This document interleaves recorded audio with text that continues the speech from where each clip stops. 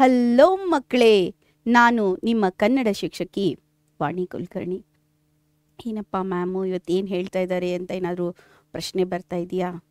ನಿಮ್ಮ ಊರಿನ ಸುತ್ತಮುತ್ತಲು ಏನಾದರೂ ಕೆರೆಗಳನ್ನು ನೋಡಿದ್ದೀರಾ? ಓಕೆ, ಕೆರೆ ಯಾಕಿರ್ತಿತ್ತು ಗೊತ್ತಾ ಮಕ್ಕಳೇ? ಆಗಿನ ಕಾಲದಲ್ಲಿ ಏನಾಗ್ತಿತ್ತು ಅಂತ ಹೇಳಿದ್ರೆ, ಬೇಸಾಯವನ್ನು ಅಂದರೆ ವ್ಯವಸಾಯವನ್ನು ಅವಲಂಬಿಸಿ ಏನು ಮಾಡ್ತಿದ್ರು, ಜನರು ತಮ್ಮ ಜೀವನವನ್ನು ಮಾಡ್ತಿದ್ರು. ವ್ಯವಸಾಯ ಮಾಡೋದಕ್ಕೆ ಏನು ಬೇಕಪ್ಪ? ನೀರು ಬೇಕು. ನೀರು ಯಾವಾಗ? ಮಳೆಗಾಲದಲ್ಲಿ ಮಳೆ ಬರುತ್ತೆ. ಬಾಕಿ ಟೈಮಲ್ಲೆಲ್ಲ ನೀರು ಹೇಗೆ? ನೀರಿನ ಸೋರ್ಸ್ ಹೇಗೆ? ಅವಾಗೆಲ್ಲ ಏನಾಗ್ತಿತ್ತು ಅಂದರೆ, ಟ್ಯಾಪಲ್ಲಿ ನಮ್ಮ ಮನೆಯಲ್ಲಿ ಹಿಂಗೆ ನಲ್ಲಿ ತಿರ್ಗಿಸಿದ್ರೆ ನೀರು ಬರ್ತಿರ್ಲಿಲ್ಲ. ಅವಾಗ ಏನಾಗ್ತಿತ್ತು, ನೀರನ್ನು ತೊಗೊಂಬರೋದಕ್ಕೆ, ಕುಡಿಯೋ ನೀರನ್ನು ತೊಗೊಂಬರೋದಕ್ಕೆ ಕೆರೆಗೆ ಹೋಗ್ತಿದ್ರು. ಬಟ್ಟೆಗಳನ್ನು ಒಗೆಯೋದಕ್ಕೆ ಕೆರೆಗೆ ಹೋಗ್ತಿದ್ರು. ಅಲ್ಲೇ ಎಲ್ಲ ತಮ್ಮ ಪಾತ್ರೆ ತೊಳೆಯೋದು, ದನ ಕರುಗಳನ್ನು ತೊಳೆಯೋದು ಎಲ್ಲ ಏನು ಮಾಡ್ತಿದ್ರು ಅಂತ ಹೇಳಿದ್ರೆ ಕೆರೆಗಳಲ್ಲಿ ಮಾಡ್ತಿದ್ರು. ಅದಕ್ಕೆ ಏನಾಗ್ತಿತ್ತು ಅಂದರೆ, ಕೆರೆ ತುಂಬ ತುಂಬ ಪ್ರಮುಖ ಪಾತ್ರವನ್ನು ವಹಿಸ್ತಾ ಇತ್ತು. ನೀವು ಬೆಂಗಳೂರು ಸುತ್ತಮುತ್ತಲೂ ತುಂಬ ಕೆರೆಗಳನ್ನು ನೋಡಿರ್ತೀರಲ್ವ? ಹಾಗಿದ್ರೆ ಬನ್ನಿ ಮಕ್ಕಳೇ, ಇವತ್ತಿನ ತರಗತಿಯಲ್ಲಿ ನಾವೇನು ಮಾಡೋಣ ಅಂತ ಹೇಳಿದರೆ, ತುಮಕೂರು ಹತ್ರ ಇರುವಂತಹ ಅಲ್ಲಿ ಕುಣಿಗಲ್, ಅಂದರೆ ಕುಣಿಗಲ್ ಅನ್ನೋದು ಊರಿನ ಹೆಸರು. ಆ ಊರಲ್ಲಿರುವಂತಹ ಮೂಡಲ್ ಕುಣಿಗಲ್ ಕೆರೆ ಅಂತ ಹೇಳಿ ಎನ್ನುವಂಥ ಒಂದು ಪದ್ಯ ಭಾಗವನ್ನು ನೋಡೋಣ. ಇನ್ಯಾಕ್ ತಡ? ಬನ್ನಿ ಮಕ್ಕಳೇ, ಇವತ್ತಿನ ತರಗತಿಯನ್ನು ಪ್ರಾರಂಭ ಮಾಡೋಣ. ಇವತ್ತಿನ ತರಗತಿಯನ್ನು ಪ್ರಾರಂಭ ಮಾಡೋಕ್ಕಿಂತ ಮುಂಚೆ ಕಲಿಕಾಂಶಗಳನ್ನು ಹೇಳಬೇಕಲ್ವಾ? ಏನು ಮ್ಯಾಮ್, ಕಲಿಕಾಂಶಗಳನ್ನು ಹೇಳ್ದೇನೆ ಹಾಗೇನೆ ತರಗತಿಯನ್ನು ಶುರು ಮಾಡ್ತಾ ಇದ್ದೀರಾ ಅಂತ ನಿಮ್ಮ ಪ್ರಶ್ನೆ ಬರ್ತಾ ಇದೆ ಅಲ್ವಾ? ಇವತ್ತಿನ ಕಲಿಕಾಂಶದಲ್ಲಿ ಏನಾಗುತ್ತೆ ಅಂದರೆ ಮಕ್ಕಳೇ, ಇವತ್ತು ಕೃತಿಕಾರ ಪರಿಚಯ ಇಲ್ಲ. ನಿಮ್ಗೆ ಗೊತ್ತಿರ್ಬೋದು, ಇದು ಜಾನಪದ ಅಥವಾ ಜನಪದ ಪದ್ಯ ಆಗಿದೆ. ಹಾಗಿದ್ರೆ ಜನಪದ ಪದ್ಯ ಅಥವಾ ಜಾನಪದ ಪದ್ಯ ಅಂದರೆ ಏನು ಅಂತ ಹೇಳಿ ನಿಮಗೆ ಒಂದು ಸ್ವಲ್ಪ ಮಾಹಿತಿ ಕೊಡೋಣ. ಏನಪ್ಪ ಅಂತ ಹೇಳಿದರೆ, ಹಳೆ ಕಾಲದಲ್ಲಿ ಅಂದರೆ ಹಿಂದಿನ ಕಾಲದಲ್ಲಿ ಏನಾಗ್ತಿತ್ತು ಅಂದರೆ, ನಮ್ಮ ಥರ ಮಿಕ್ಸರು, ಗ್ರೈಂಡರು ಎಲ್ಲ ಇರ್ತಿರ್ಲಿಲ್ಲ ಅವ್ರ ಹತ್ರ. ಅವ್ರೇನು ಮಾಡ್ತಿದ್ರು ಅಂತ ಹೇಳಿದ್ರೆ, ಎಲ್ಲರೂ ಸೇರಿ ಒಂದು ಮಂತ್ ಅಂದರೆ ಒಂದು ತಿಂಗಳನ್ನು ಯಾವಾಗಲಾದರೂ ಇಟ್ಕೊಂಡು ಆ ತಿಂಗಳಲ್ಲಿ ಹೋಗಿ ಮನೆಗೆ ಬೇಕಾದ ವರ್ಷಕ್ಕೆ ಬೇಕಾದಂಥ ಎಲ್ಲ ಸಾಮಗ್ರಿಗಳನ್ನು ಕುಟ್ಟೋದು, ರುಬ್ಬೋದು ಎಲ್ಲ ಅದನ್ನೆಲ್ಲ ಮಾಡ್ತಿದ್ರು. ಒಟ್ಟಿಗೆ ಸೇರಿ ಮಾಡ್ತಿದ್ರು. ಒಂದು 10-15 ಮನೆ ಅಂದ್ಕೊಳ್ಳಿ, ಅಥವಾ ಒಂದು 25 ಮನೆ, ಎಲ್ಲ ಹೆಂಗಸರು ಎಲ್ಲರೂ ಸೇರಿಕೊಂಡು ಒಂದು ಕಡೆ ಕೂತ್ಕೊಂಡು ಮಾಡ್ತಿದ್ರು. ಅವಾಗ ಅವ್ರ ಹತ್ರ ಎಂಟರ್ಟೈನ್ಮೆಂಟ್ ಇರಲಿಲ್ಲ, ನಮ್ಮ ಥರ FM ರೇಡಿಯೋ ಅದೆಲ್ಲ ಇರಲಿಲ್ಲ. ಅವಾಗ ಏನು ಮಾಡಬೇಕು? ಬೋರ್ ಆಗುತ್ತಲ್ವಾ ಕೆಲಸ ಮಾಡ್ತಾ ಸುಮ್ಮನೆ ಕೂತ್ಕೊಂಡ್ರೆ. ಅವಾಗ ಏನು ಮಾಡ್ತಿದ್ರು? ಮಾತಾಡ್ತಿದ್ರು, ಸುಖ ದುಃಖಗಳನ್ನು ಹಂಚ್ಕೋತಿದ್ರು, ಭಾವನಾತ್ಮಕ ಜೀವಿಗಳಾಗಿದ್ರು, ಭಾವನೆಗೆ ಇಂಪಾರ್ಟೆನ್ಸ್ ಕೊಡ್ತಿದ್ರು. ಅವಾಗ ಏನಾಗ್ತಿತ್ತು ಅಂದರೆ, ಕೆಲವೊಂದು ಸತಿ ಏನು ಮಾಡ್ತಿದ್ರು, ಕೆಲವೊಬ್ರು ಅದರಲ್ಲಿ ಕವಿ ಇರ್ತಿದ್ರು ಅಲ್ವಾ? ಯಾವಾಗಲೂ ಅವಾಗ ಯಾವುದಾದ್ರೂ ಒಂದು ವಿಷಯವನ್ನು, ತಮ್ಗೆ ಹೇಳಬೇಕಾದ ವಿಷಯವನ್ನು ಅವ್ರೇನು ಮಾಡ್ತಿದ್ರು, ಕವನದ ರೂಪದಲ್ಲಿ ಅಂದರೆ ಒಂಥರ ಹಾಡಿನ ರೂಪದಲ್ಲಿ ಹೇಳ್ತಿದ್ರು. ಅದಕ್ಕೆ ಪದ ಅಂತಿದ್ರು. ಹಾಡಿಗೆ ಪದ ಅಂತ ಹೇಳಿ ಜನಪದ ಭಾಷೆಯಲ್ಲಿ ಹೇಳ್ತಾರೆ. ಪದ ಅಂದರೆ ನಮ್ಮ ವರ್ಡ್ ಅಲ್ಲ, ಅವರು ಪದ ಅಂದರೆ ಏನು, ಹಾಡು ಅಂತ ಹೇಳಿ ಬರುತ್ತೆ. ಹಾಗಿದ್ರೆ ಏನು ಮಾಡ್ತಿದ್ರು ಅಂತ ಹೇಳಿದ್ರೆ, ಕುಟ್ಟಬೇಕಾದ್ರೆ, ರುಬ್ಬಬೇಕಾದ್ರೆ ಏನು ಮಾಡ್ತಿದ್ರು, ಒಂದು ಹಾಡನ್ನು ಹೇಳ್ತಿದ್ರು. ಆ ಹಾಡಿನಲ್ಲಿ ತಮ್ಮ ಭಾವನೆಗಳನ್ನು ಹೇಳ್ತಿದ್ರು. ಅದೇನು ಬರೆದಿಡ್ತಿರ್ಲಿಲ್ಲ ಅವರು, ಒಬ್ಬರ ಬಾಯಿಂದ ಇನ್ನೊಬ್ಬರ ಬಾಯಿಗೆ ಹಾಗೇ ಹೋಗ್ತಾ ಇತ್ತು. ಆ್ಯನ್ಸಿಸ್ಟರ್ ಅಂದರೆ ನಮ್ಮ ಪೀಳಿಗೆಯಿಂದ ಪೀಳಿಗೆಗೆ ಬರ್ತಾ ಇರ್ತಿತ್ತು. ಅಂಥ ಸಾಹಿತ್ಯವನ್ನು ನಾವೇನಂತೇವೆ, ಜನಪದ ಸಾಹಿತ್ಯ ಅಥವಾ ಜಾನಪದ ಸಾಹಿತ್ಯ ಅಂತ ಹೇಳ್ತೀವಿ. ಎರಡು, ಜನಪದ ಮತ್ತು ಜಾನಪದ ಎರಡು ಒಂದೇ. ಜನಪದ ಅಥವಾ ಜಾನಪದ ಸಾಹಿತ್ಯ ಅಂದರೆ ಜನರಿಂದ ಜನರಿಗೆ ಬರುವಂಥ ಸಾಹಿತ್ಯವನ್ನು ಜನಪದ ಸಾಹಿತ್ಯ ಅಂತ ಹೇಳ್ತೀವಿ. ಹಾಗಿದ್ರೆ ಜನಪದ ಸಾಹಿತ್ಯದ ಪ್ರಕಾರವಾದಂಥ ಒಂದು ಏನಾಗಿದೆ ಇಲ್ಲಿ ನಮಗೆ, ಮೂಡಲ್ ಕುಣಿಗಲ್ ಕೆರೆ ಅಂದರೆ ಈ ಒಂದು ಪದ್ಯ ಭಾಗ ಕೊಟ್ಟಿದ್ದಾರೆ. ಇಲ್ಲಿ ಏನು ಮಾಡ್ತಿದ್ರು ಅಂತ ಹೇಳಿದರೆ, ಹಿಂದಿನ ಕಾಲದ ಬಗ್ಗೆ ಹೇಳಿದೆ ನಿಮಗೆ. ಪುರಾಣಗಳನ್ನು, ಪುಣ್ಯಕಥೆಗಳನ್ನಾಗಲಿ, ಯಾರ್ದಾದ್ರೂ ವಿಷಯಗಳನ್ನು ಹೇಳೋದಾಗಲಿ ಎಲ್ಲನೂ ಏನು ಮಾಡ್ತಿದ್ರು ಅಂತ ಹೇಳಿದ್ರೆ, ಸೋಬಾನ ಎನ್ನೀರೆ, ಅವೆಲ್ಲ ಸೋಬ್ಲಕ್ಕಿ ಇಡೋ ಹಾಡುಗಳು, ಎಷ್ಟೊಂದು ಹಾಡುಗಳಿರ್ತಿತ್ತಲ್ವ ನಮಗೆ. ಆ ಥರ ಒಂದು ಪ್ರಕಾರದ ಹಾಡಿನಲ್ಲಿ ಈ ಮೂಡಲ್ ಕುಣಿಗಲ್ ಕೆರೆ ಅಂತ ಬರುತ್ತೆ. ಹಾಗಿದ್ರೆ ಬನ್ನಿ ಮಕ್ಕಳೇ, ಇದರ ಆಶಯವನ್ನು ತಿಳ್ಕೊಂಡ್ವಲ್ಲ, ಈಗ ಪ್ರವೇಶವನ್ನು ಮಾಡೋಣ. ಜಲ ಸಂಸ್ಕೃತಿಯ ಬಗ್ಗೆ ಹೇಳಿದೆ. ಯಾಕಂದರೆ ಒಂದು ಊರಿಗೆ ನೀರಿನ ಸೋರ್ಸ್, ನೀರಿನ ಆಗರ ಅಂತಂದರೆ ಕೆರೆ, ನದಿಯಾಗಿರ್ತಿತ್ತು. ನದಿಗಳು ಎಲ್ಲ ಊರಿನಲ್ಲಿ ಇರ್ತಿರ್ಲಿಲ್ಲ. ಕೆರೆಗಳನ್ನು ಏನು ಮಾಡ್ತಿದ್ರು ಅಂತ ಹೇಳಿದ್ರೆ, ದೊಡ್ಡ ದೊಡ್ಡ ರಾಜರುಗಳು ಅವರೆಲ್ಲ ಏನು ಮಾಡ್ತಿದ್ರು, ಆ ಕೆರೆಗಳನ್ನು ಒಂದೊಂದು ಊರಿಗೆ ಒಂದೊಂದು ಕೆರೆಯನ್ನು ಕಟ್ತಿದ್ರು. ಆ ಕೆರೆಯಲ್ಲಿ ನೀರು ಏನಾಗುತ್ತೋ ಮಳೆಗಾಲ ಬಂದಾಗ ನೀರೆಲ್ಲ ತುಂಬ್ಕೋತಿತ್ತು. ಅದಕ್ಕೆ ನಾವೇನಂತ ಹೇಳ್ತೀವಿ, ಜಲ ಸಂಸ್ಕೃತಿ ಅಂತ ಹೇಳ್ತೀವಿ. ಮತ್ತು ಏನು ಮ್ಯಾಮ್, ಎಲ್ಲ ಊರಲ್ಲಿ ಕೆರೆನೂ ಇರ್ತಿತ್ತು. ಆ ಕೆರೆ ಜೊತೆ ಬಾವಿ ಇರ್ತಿತ್ತು. ಸಿಹಿ ನೀರಿಗೋಸ್ಕರ ಬಾವಿಯನ್ನು ಇಟ್ಟಿರ್ತಿದ್ರು. ಅಂದರೆ ಕುಡಿಯೋ ನೀರನ್ನು ಬಾವಿಯಿಂದ ಸೇದ್ತಿದ್ರು. ಕೆಲವೊಂದು ಸತಿ ಕೆರೆಯಿಂದನೂ ತೊಗೊಳ್ತಿದ್ರು, ಕೆರೆಯಿಂದ ತೊಗೊಳ್ತಿರ್ಲಿಲ್ಲ ಅಂತಿಲ್ಲ. ಹಾಗೆ ಬಾವಿ ಕೂಡ ಇರ್ತಿತ್ತು, ಸ್ವಲ್ಪ ಹತ್ತಿರದಲ್ಲಿ ಇರ್ತಿತ್ತು. ಊರಿಗೆ ಒಂದು ಕೆರೆ ಇರ್ತಿತ್ತು, ಬಾವಿಗಳು ಸ್ವಲ್ಪ ಸುಮಾರಷ್ಟು ಇರ್ತಿತ್ತು. ಅಂದರೆ ಒಂದೊಂದು ಏರಿಯಾಕ್ಕೆ ಒಂದೊಂದು ಬಾವಿ ಅಂತ ಅಂದ್ಕೊಳ್ಳಿ, ಆ ಥರ ಬಾವಿಗಳಿರ್ತಿತ್ತು. ನಮ್ಗೆ ಈಗಿನ ಥರ ನಾವು ಬೋರೆಲ್ಲ ಇರ್ತಿರ್ಲಿಲ್ಲ, ಟ್ಯಾಪೆಲ್ಲ ನಲ್ಲಿ ಎಲ್ಲ ತಿರ್ಗಿಸಿದ್ರೆ ನೀರು ಬರ್ತಿರ್ಲಿಲ್ಲ. ಅವಾಗೆಲ್ಲ ನೀರಿಗಾಗಿ ಒಂದೇ ಸೋರ್ಸ್. ಆ ಸೋರ್ಸ್ ಹತ್ರ ಎಲ್ಲರೂ ಹೋಗಿ ಅಲ್ಲೇ ಸುಖ ದುಃಖ ಮಾತಾಡಿಕೊಂಡು ನೀರು ತೊಗೊಂಡು ಬರ್ತಿದ್ರು ಅಂತ ಹೇಳೋದಕ್ಕೆ ಇಷ್ಟಪಡ್ತೀನಿ ಮಕ್ಕಳೇ. ಈಗ ಇಲ್ಲೇನಾಗಿದೆ ಅಂತ ಹೇಳಿದ್ರೆ, ಈ ಒಂದು ಪದ್ಯ ಭಾಗದಲ್ಲಿ ಈ ಒಂದು ಕೆರೆಯ ಬಗ್ಗೆ ಇದೆ. ಏನಪ್ಪ ಈ ಕೆರೆಯ ಬಗ್ಗೆ ಏನು ಹೇಳ್ತಾರೆ ಅಂತ ಹೇಳಿದರೆ, ಜಾನಪದರು ನೋಡಿ ಮಕ್ಕಳೇ, ಈ ಕೆರೆ ಬಗ್ಗೆ ಹೇಳೋಕ್ಕಿಂತ ಮುಂಚೆ ನಾನು ಹೇಳ್ತೀನಿ, ಈ ಒಂದು ಮೂಡಲ್ ಕುಣಿಗಲ್ ಕೆರೆ ಅನ್ನುವಂಥ ಒಂದು ಏನು ಪದ್ಯ ಇದೆ ಅಲ್ವಾ, ನಮ್ಗೆ ಕೊಟ್ಟಿರೋಂಥ ಜಾನಪದ ಪದ್ಯ ಇದೆ ಅಲ್ವಾ, ಇದನ್ನು ಡಾನ್ಸ್ ಮಾಡ್ತಾರೆ, ನೃತ್ಯವನ್ನು ಮಾಡಿರೋದನ್ನು ನೋಡಿರ್ತೀರಿ ನೀವು, ಎಷ್ಟೊಂದು ಸತಿ ನೋಡಿರ್ತೀರ. ಇದು ತುಂಬ ಚೆನ್ನಾಗಿದೆ, ಭಾವನೆಯನ್ನು ಹೇಳುವಂಥ ಪದ್ಯ ಆಗಿದೆ ಅಂತ ಹೇಳ್ತೀನಿ. ನೋಡಿ ಮಕ್ಕಳೇ, ಹಾಗಿದ್ರೆ ನೇರವಾಗಿ ಪದ್ಯಕ್ಕೆ ಹೋಗೋಣ ನಾವು. ಏನಪ್ಪ ಇದು ಮ್ಯಾಮ್, ಮೂಡಲ್ ಅಂತಂದರೆ ಏನು ಅಂತ ಹೇಳಿ ಕೇಳ್ಬೋದು.